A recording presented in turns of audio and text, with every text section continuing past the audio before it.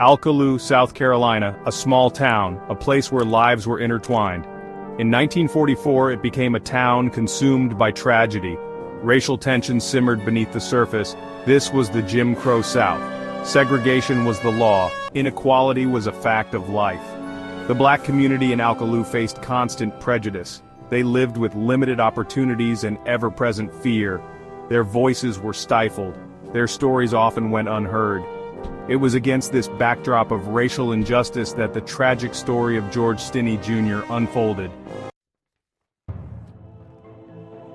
March 23, 1944. A day that began like any other in Alkaloo. But by nightfall, fear had gripped the town. Two young white girls, Betty June Binnicker, 11, and Mary Emma Thames, 7, were found murdered. They had been brutally killed. The community was devastated. The search for the killer began immediately. In a town fueled by racial prejudice, suspicion quickly fell upon the black community. George Stinney Jr. was just 14 years old. He was a black child living in Alkaloo.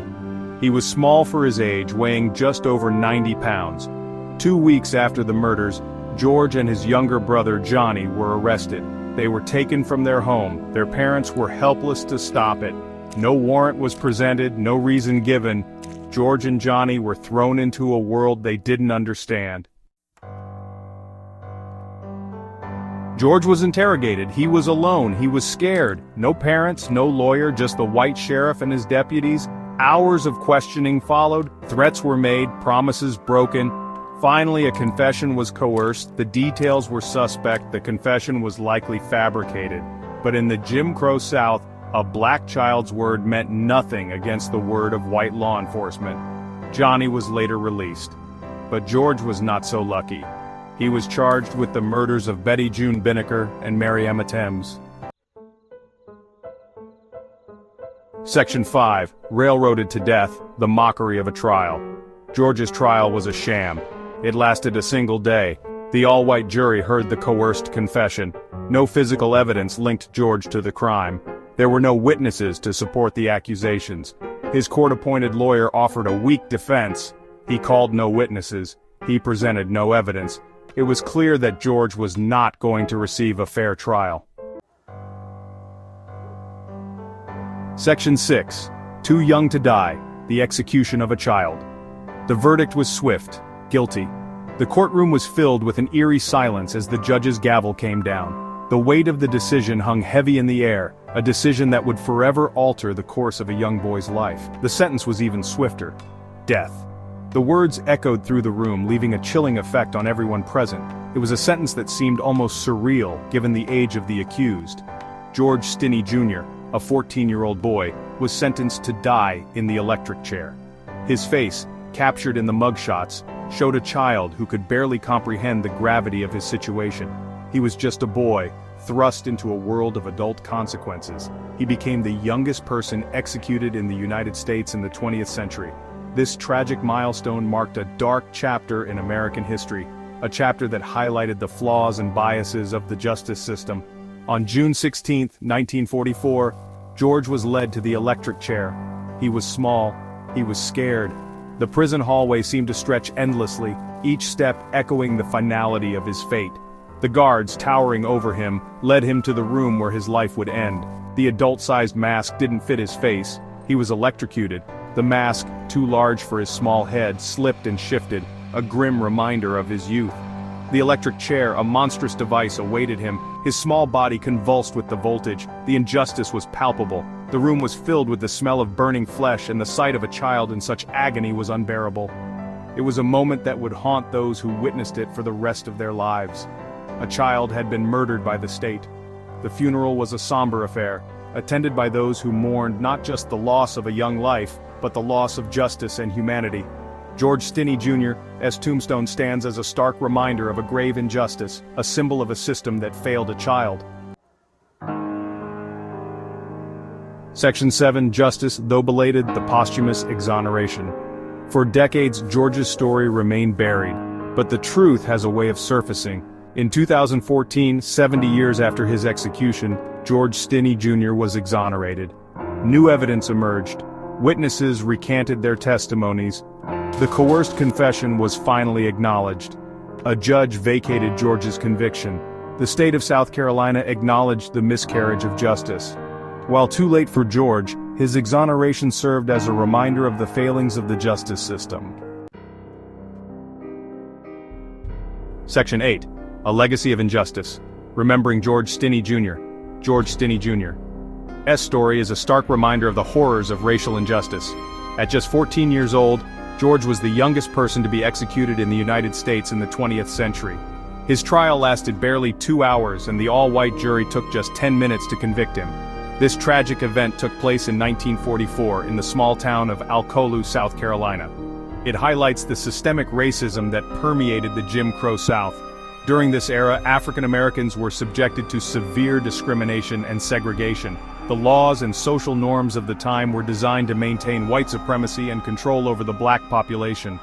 George's case is a glaring example of how these oppressive systems could lead to devastating consequences for innocent individuals. His case exposes the flaws in a justice system that failed to protect an innocent child. George was interrogated without his parents or an attorney present, and there was no physical evidence linking him to the crime. Despite this, he was swiftly convicted and sentenced to death. This miscarriage of justice underscores the urgent need for reform in our legal system to ensure that such travesties never happen again.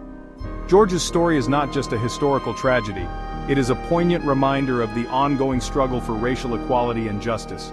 His family fought tirelessly to clear his name, and in 2014 a South Carolina judge vacated his conviction, acknowledging the grave injustices that had been committed. This posthumous exoneration, though bittersweet, was a significant step towards righting the wrongs of the past. It is a reminder that the fight for racial justice is far from over. The legacy of George Stinney Jr. continues to inspire activists and advocates who are dedicated to dismantling systemic racism. His story serves as a powerful testament to the resilience and strength of those who stand up against injustice, even in the face of overwhelming odds. His legacy serves as a call to action. We must honor George's memory by continuing to fight for a more just and equitable society. This means challenging discriminatory practices, advocating for policy changes, and educating future generations about the importance of equality and justice. We must confront and dismantle systemic racism in all its forms. By doing so, we can create a world where the tragic story of George Stinney Jr. is never repeated and where every individual is treated with the dignity and respect they deserve. Section 9. Never Again. Lessons for Today, Hope for Tomorrow. In this chapter, we delve into the profound lessons that history has taught us and the hope it inspires for a better future. The story of George Stinney Jr. is a poignant reminder of the injustices that have plagued our past and the importance of remembering them. George Stinney Jr.'s story should never be forgotten. At just 14 years old, he was the youngest person to be executed in the United States in the 20th century. His trial was a travesty of justice, marked by racial prejudice and a lack of due process. This dark chapter in history serves as a stark reminder of the consequences of a flawed justice system. It serves as a lesson and a warning. The civil rights movement fought tirelessly to address these injustices, and their efforts have paved the way for significant progress. However, the fight for equality and justice is far from over. We must remain vigilant and committed to ensuring that the mistakes of the past are not repeated. We must learn from the mistakes of the past. Education plays a crucial role in this endeavor. By teaching future generations about the injustices that have occurred, we can foster a society that values equality and justice. Schools and communities must work together to ensure that these lessons are not forgotten. We must ensure that such a travesty of justice never happens again. Activism and advocacy are essential in this fight. By raising our voices and demanding change, we can hold those in power accountable and work towards a more just society. The legacy of George Stinney Jr. and countless others who have suffered injustices must drive us to action. We must continue to fight for a fairer and more just society. This requires a collective effort from all of us. Communities must come together to support one another and advocate for policies that promote justice and equality. By working together, we can create a society where everyone is treated with dignity and respect. A society where every child, regardless of race, is treated with dignity and respect. This vision can become a reality if we commit to fostering inclusivity and understanding from a young age. Schools, families, and communities must all play a role in nurturing these values, a society where justice is truly blind. This means that our legal system must be impartial and fair, treating everyone equally regardless of their background. Reforms are necessary to address systemic biases and ensure that justice is served for all. This is the legacy we must strive for. The efforts of civil rights leaders and activists have laid the groundwork for a more just society, but it is up to us to continue their work. By honoring their legacy, we can build a future where justice and equality are not just ideals but realities. This is the promise we must keep. We owe it to those who have suffered, and to future generations to create a world where justice prevails. Our actions today will shape the society of tomorrow, for George, for all of us. Let us remember his story and let it fuel our commitment to justice and equality. Together we can ensure that his legacy lives on and that such injustices are never repeated.